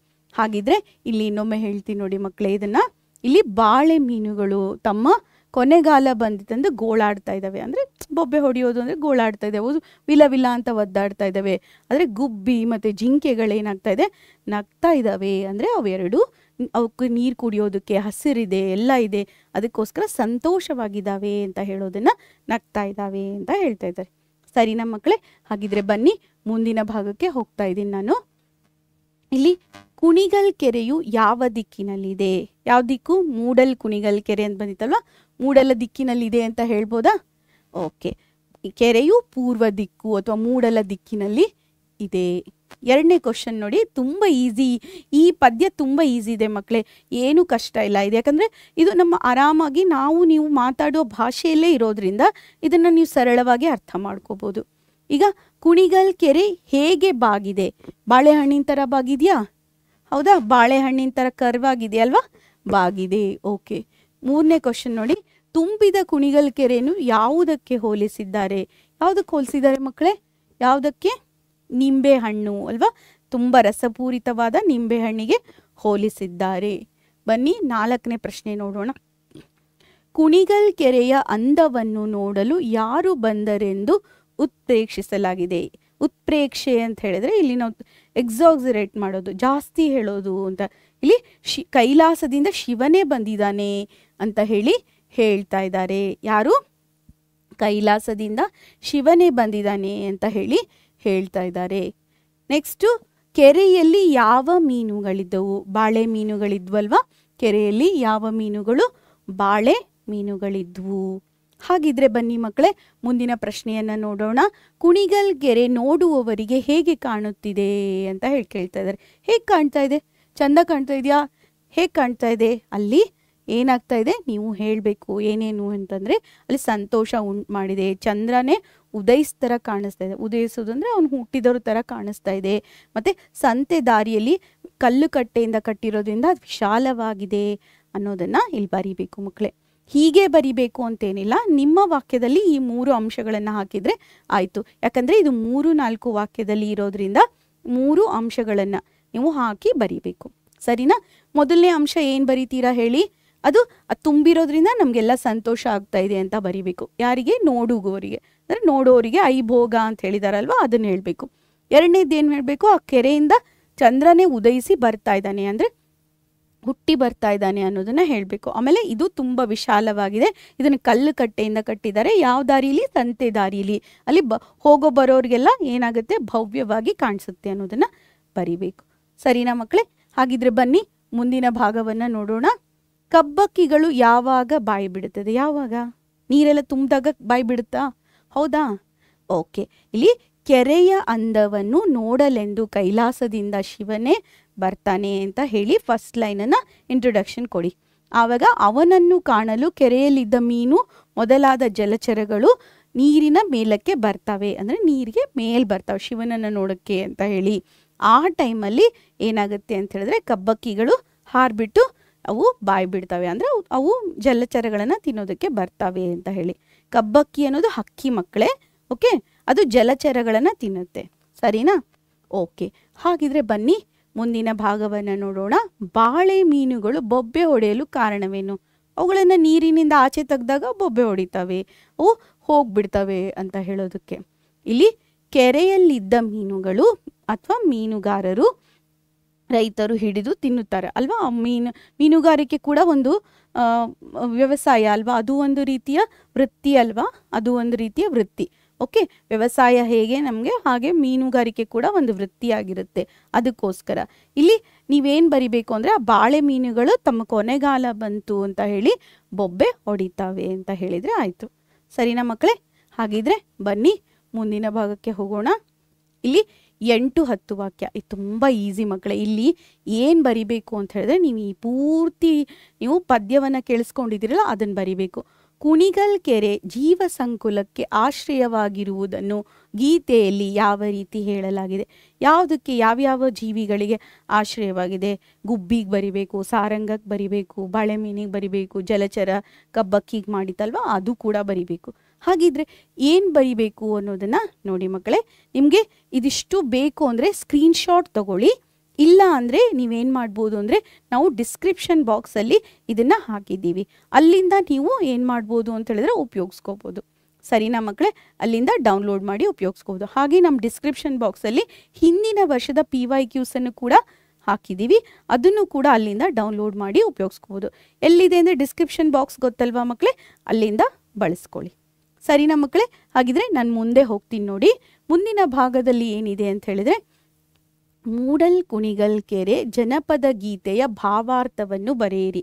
ನೋಡಿ, ಈ ಪದ್ಯದ ಭಾವಾರ್ಥವನ್ನು ನಾನು ನನ್ನ ಅಭ್ಯಾಸ ಭಾಗದಲ್ಲಿ ಪ್ರತಿಯೊಂದು ನುಡಿ ಅದರ ಭಾವಾರ್ಥ ಕೊಟ್ಟಿದ್ದೀನಿ. ಅಲ್ಲಿಂದ ನೀವು ಡೌನ್ಲೋಡ್ ಮಾಡಿ ಉಪಯೋಗಿಸ್ಕೊಂಡು ಬರೀಬೋದು. ಇಲ್ಲಾಂದರೆ ಇಲ್ಲಿ ಕೂಡ ಕೊಟ್ಟಿದ್ದೀನಿ, ಇದನ್ನು ಕೂಡ ನೀವೇನು ಮಾಡ್ಬೋದು, ಸ್ಕ್ರೀನ್ಶಾಟನ್ನು ತಗೋಬೋದು ಮಕ್ಕಳೇ. ಸರಿನಾ? ಬೇಕಾದರೆ ಇದನ್ನು ಕೂಡ ಸ್ಕ್ರೀನ್ಶಾಟ್ ತಗೊಳ್ಳಿ, ನಿಮ್ಗೆ ಯಾವುದು ಸುಲಭನೋ ಅದು ಮಾಡಿ. ಸರಿನಾ? ಹಾಗಿದ್ರೆ ಬನ್ನಿ ಮಕ್ಕಳೇ, ಮುಂದಿನ ಭಾಗವನ್ನು ನೋಡೋಣ. ಅಬ್ಬಾ, ಏನು ಮಾಡಿದ್ವಿ ನಾವು ಇವತ್ತಿನ ತರಗತಿಯಲ್ಲಿ? ನಾವು ಮೂಡಲ್ ಕುಣಿಗಲ್ ಕೆರೆ ತುಂಬ ಈಸಿ ಇದೆ ಮಕ್ಕಳೇ. ಈ ಪದ್ಯದ ಸಂಬಂಧಪಟ್ಟಂಥ ಕ್ವಶನ್ ಆನ್ಸರ್ಸನ್ನು ಓದ್ಕೊಳ್ಳಿ, ಇದರದ ಭಾವಾರ್ಥವನ್ನು ಓದ್ಕೊಳ್ಳಿ. ಇದರಲ್ಲಿ ಯಾವುದೇ ಕ್ವಶನ್ ಬಂದರೂ ಬಿಡಬೇಡಿ, ತುಂಬ ಈಸಿ ಅಂದರೆ ಈಸಿ ಇದು. ಓಕೆನಾ? ಯಾಕೆ ಇಷ್ಟು ಮ್ಯಾಮ್ ಹೇಳ್ತಾ ಇದ್ದಾರೆ ಅಂತಂದರೆ, ಇದು ಜನಪದ ಸಾಹಿತ್ಯ ಅಂದರೆ ನೀವು ಮಾತಾಡುವಂಥ ಭಾಷೆಯಲ್ಲಿ ಇರುವಂಥ ಪದ್ಯ ಆಗಿರೋದ್ರಿಂದ ತುಂಬ ಈಸಿ ಇದೆ. ಮತ್ತು ಇದರಲ್ಲಿ ತುಂಬ ಕಾಂಪ್ಲಿಕೇಶನ್ ಇಲ್ಲ. ನೀವು ಅದರಿಂದ ಇದ್ರದ್ದು ಸಾರಾಂಶ ಆಗಲಿ ಇದ್ರ ಬಗ್ಗೆ ಏನಾದರೂ ಕೇಳಿದರೆ ನೀವು ಆರಾಮಾಗಿ ಬರಿಬೋದು. ಇಲ್ಲಿ ಕೃತಿಕಾರರ ಪರಿಚಯ ಇರಲ್ಲ. ನಿಮ್ಗೆ ಈಗಾಗಲೇ ಹೇಳಿದ್ದೀನಿ, ಇದು ಜನಪದ ಸಾಹಿತ್ಯ ಆಗಿರೋದ್ರಿಂದ ಇಲ್ಲಿ ಕೃತಿಕಾರರ ಪರಿಚಯ ಇರಲ್ಲ. ಹಾಗಿದ್ರೆ ಮಕ್ಕಳೇ, ಇವತ್ತಿನ ತರಗತಿಯಲ್ಲಿ ನಾವೇನು ಮಾಡಿದ್ವಿ, ಮೂಡಲ್ ಕುಣಿಗಲ್ ಕೆರೆ ಅನ್ನೋಂಥ ಪದ್ಯವನ್ನು ಭಾವಾರ್ಥದೊಂದಿಗೆ ಅರ್ಥದೊಂದಿಗೆ ಮಾಡಿದ್ವಿ ಅಲ್ವಾ? ಹಾಗಿದ್ರೆ ಮಕ್ಕಳೇ, ನಿಮಗೆ ಇದಕ್ಕೆ ಸಂಬಂಧಿಸಿದಂತೆ ಅಭ್ಯಾಸ ಭಾಗ ಮತ್ತು PYQs ಬೇಕು ಅಂದರೆ ನೀವು ಡಿಸ್ಕ್ರಿಪ್ಷನ್ ಬಾಕ್ಸಿಗೆ ಹೋದರೆ ಅಲ್ಲಿ ನಮ್ಮ PYQs ಮತ್ತು ಅಭ್ಯಾಸ ಭಾಗವನ್ನು ಹಾಕಿರ್ತೀವಿ. ಮತ್ತು ನಿಮಗೆ ಹೆಚ್ಚಿನ ಏನಾದರೂ ಮಾಹಿತಿ ಬೇಕು, ನಿಮ್ಗೆ ಇದು ಅರ್ಥ ಆಗಿಲ್ಲ, ಅಥವಾ ಯಾವುದಾದ್ರೂ ವರ್ಡಿಗೆ ನಿಮಗೆ ಪದಕ್ಕೆ ಅರ್ಥ ಬೇಕು, ಅಥವಾ ಏನಾದರೂ ನಿಮಗೆ ಡೌಟ್ ಇದ್ದರೆ ನೀವೇನು ಮಾಡ್ಬೋದು, ನಮ್ಮನ್ನು ಕಾಂಟ್ಯಾಕ್ಟ್ ಮಾಡ್ಬೋದು. ಎಲ್ಲಿ ಮಾಡ್ತೀರಾ? ವಾಟ್ಸಪ್ಪಲ್ಲಿ, ಟೆಲಿಗ್ರಾಮಲ್ಲಿ, ಮತ್ತು ಇಲ್ಲ ಅಂದರೆ ಈ ವಿಡಿಯೋದಲ್ಲಿ ನೀವು ನನಗೆ YT ಕಮೆಂಟನ್ನು ಹಾಕ್ಬೋದು. ಯೂಟ್ಯೂಬ್ ಕಮೆಂಟ್ಸ್ ಇರುತ್ತಲ್ಲ, ಅಲ್ಲೂ ಕೂಡ ಹಾಕ್ಬೋದು. ನಾನು ಖಂಡಿತವಾಗ್ಲೂ ರೆಸ್ಪಾಂಡ್ ಮಾಡೇ ಮಾಡ್ತೀವಿ. ಸರಿನಾ ಮಕ್ಕಳೇ? ಹಾಗಿದ್ರೆ ನಿಮ್ಗೆ ಹೇಗೆ ಅನ್ನಿಸ್ತು ಈ ಒಂದು ವಿಡಿಯೋ, ಈ ಒಂದು ಪದ್ಯ ಅಂತ ಹೇಳಿ ನನಗೆ ಹೇಳಬೇಕು. ನಿಮ್ಗೆ ಇಷ್ಟ ಆಗಿದ್ದರೆ ಲೈಕ್ ಮಾಡಿ, ಶೇರ್ ಮಾಡಿ, ಸಬ್ಸ್ಕ್ರೈಬ್ ಮಾಡಿ. ಹಾಗಿದ್ರೆ ಇವತ್ತಿನ ತರಗತಿಯನ್ನು ನಾನು ಇಲ್ಲಿಗೆ ಮುಗಿಸ್ತೀನಿ ಮಕ್ಕಳೇ. ನಾನು ನಿಮ್ಮ ಕನ್ನಡ ಶಿಕ್ಷಕಿ ವಾಣಿ ಕುಲಕರ್ಣಿ. ಧನ್ಯವಾದಗಳು ಮಕ್ಕಳೇ.